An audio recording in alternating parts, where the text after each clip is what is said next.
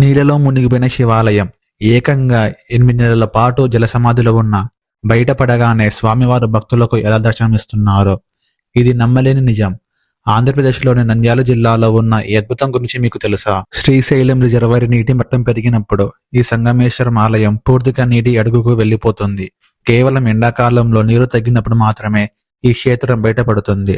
అప్పుడు వేలాది మంది భక్తులు నీళ్ళలో నడుచుకుంటూ వెళ్లి ఆ పరమశివుడిని దర్శించుకుంటారు. పురాణాల ప్రకారం వనవాస సమయంలో పాండవులు ఇక్కడ శివలింగాన్ని ప్రతిష్ఠించారు.